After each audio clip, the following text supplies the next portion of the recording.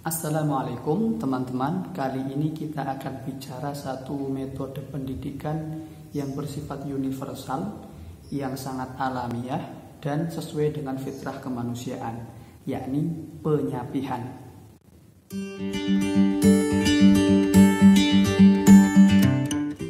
Kita semua tahu bahwa jika bayi sudah sampai pada umur 2 tahun, maka dia akan disapih oleh ibunya agar bisa lepas, tidak berketergantungan terhadap air susu ibu, tidak ketergantungan minum ASI terus, tidak ketergantungan untuk terus menyusu kepada ibunya. Itu ketika bayi umur 2 tahun. Nah, ternyata proses penyapihan ini tidak hanya terjadi ketika bayi umur 2 tahun. Ketika sosok manusia mencapai umur 2 tahun, ada proses penyapihan selanjutnya yang kalau dihitung totalnya ada 3 kali kita mengalami penyapihan. Yang pertama itu tadi penyapihan dari air susu ibu yang bisa disebut sebagai penyapihan fisik.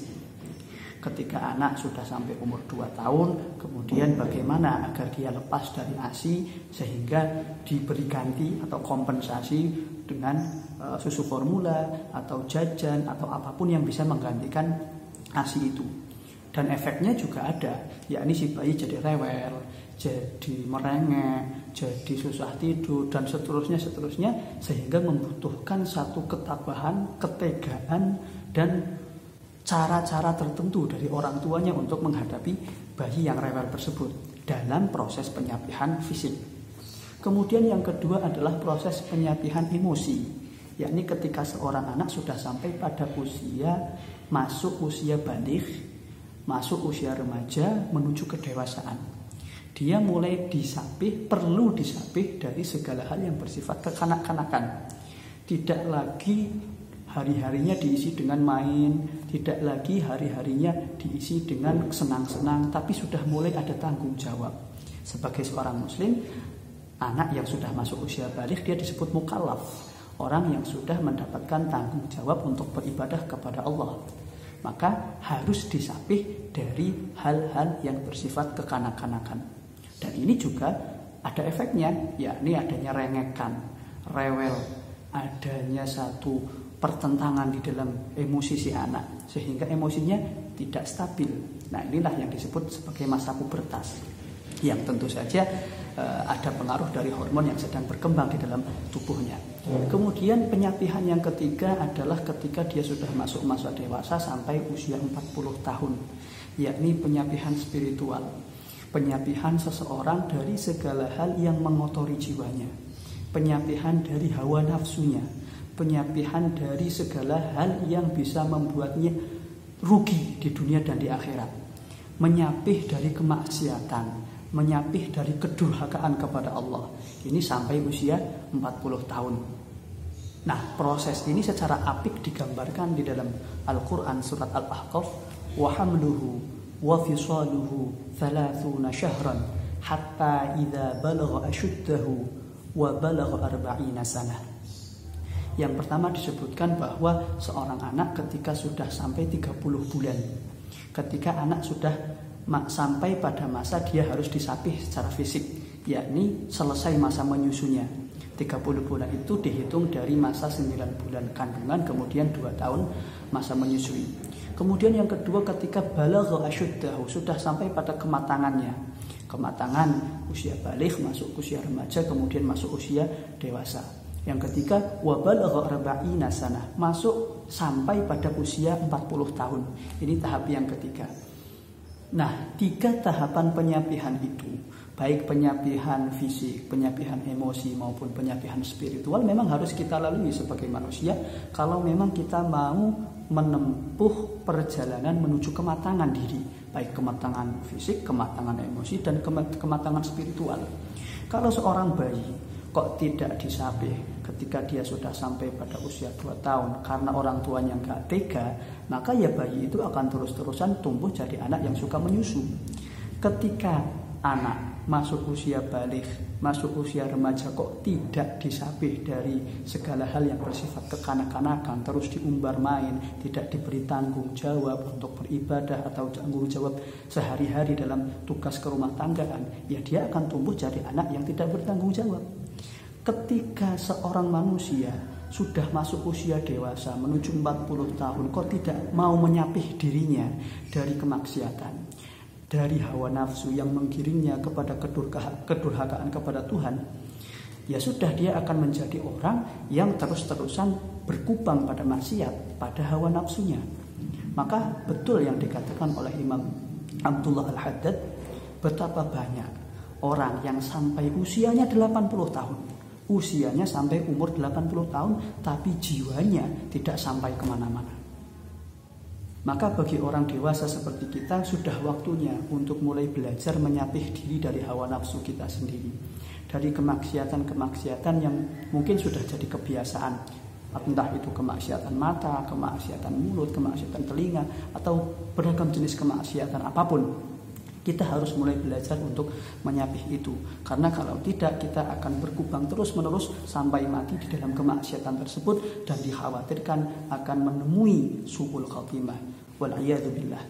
Maka betul dikatakan oleh Imam Busiri di dalam burdahnya, wan nafsu katifli in tuhmilhu syabba ala hubbir radha'i wa in taftimhu yanfatimi. Hawa nafsu itu ya seperti anak kecil.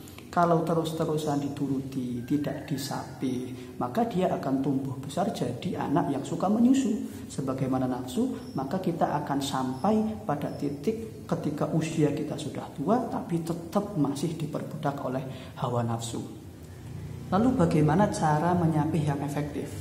Imam Ibnu Hajar Al-Haytami ketika mensyarahi atau menjelaskan qasidah Imam Busiri itu tadi menyebut bahwa jika penyapihan mau sukses, mau efektif, ya harus ada pengalihan.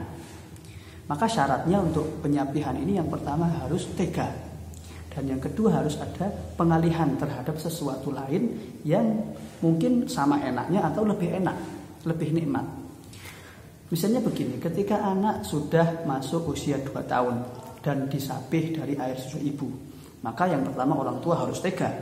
Dan yang kedua ada pengalihan. Mungkin yang dulunya dari ASI kemudian diganti dengan susu formula atau dengan minuman yang lain, atau dengan jajan-jajanan, ada kompensasi cemilan-cemilan yang lebih banyak dari biasanya, atau diajak main dan lain-lain yang menjadi pengalih dari air susu ibu sehingga si anak mau untuk berhenti menyusu. Kemudian ketika anak itu sudah masuk masa remaja menuju masa dewasa dan dia harus disapih secara emosi dari hal-hal yang bersifat kekanak-kanakan, maka harus ada pengalihan. Harus ada pengalihan dari permainan-permainan, dari hal-hal kekanak-kanakan yang selama ini digeluti oleh si anak. Harus ada pengalihan, entah itu kegiatan-kegiatan olahraga, kegiatan-kegiatan belajar, dan yang utama adalah teman ngobrol, teman curhat. Karena pada fase ini anak sangat membutuhkan itu. Maka orang tua atau guru atau siapapun yang lebih dewasa yang bertugas sebagai pendamping dalam mendidik si anak harus menjadi pendengar yang baik, teman ngobrol yang baik pada masa ini. Lalu ketika seseorang sedang menjalani penyapihan dari hawa nafsunya, dia sudah masuk usia dewasa menuju 40 tahun dan sedang menyapih dirinya dari kemaksiatan-kemaksiatan, dia juga harus punya pengalihan dari kemaksiatan-kemaksiatan itu terhadap hal lain yang lebih lezat dari segala kemaksiatan. Imam Abdullah Al-Haddad menyebutkan, ahlul laili fi lailihi aladzu min ahlil lahwi fi lahwihi, bahwa seseorang yang berada di ujung malam bersujud kepada Tuhannya, bermunajat kepada Tuhannya, merintih, meminta, memohon, menyapa Tuhannya, itu merasakan kenikmatan yang jauh lebih lezat daripada orang yang sedang berkubang di dalam kemaksiatan, daripada orang yang sedang hingar-bingar, bersenang-senang, berpesta pora di dalam hawa nafsunya. Maka segala hal yang berbau ibadah, segala hal yang berbau ketundukan, pengabdian kepada Allah harus digambarkan sebagai sesuatu yang lezat, sebagai sesuatu yang nikmat, yang itu bisa menyaingi, yang itu bisa mengalahkan keinginan untuk melakukan kemaksiatan dan menuruti hawa nafsu. Mudah-mudahan kita semua bisa sukses menjalani penyapihan jiwa ini, penyapihan spiritual ini, sehingga menjadi hamba-hamba Allah yang bersih, yang terbebas dari hal-hal yang mengotori jiwa. Dan semoga sebagai orang tua kita juga bisa sukses mendampingi anak-anak kita dalam penyapihan, baik penyapihan fisik ketika masih bayi maupun penyapihan emosi ketika mereka sudah memasuki masa remaja menuju kedewasaan. Wassalamualaikum warahmatullahi wabarakatuh.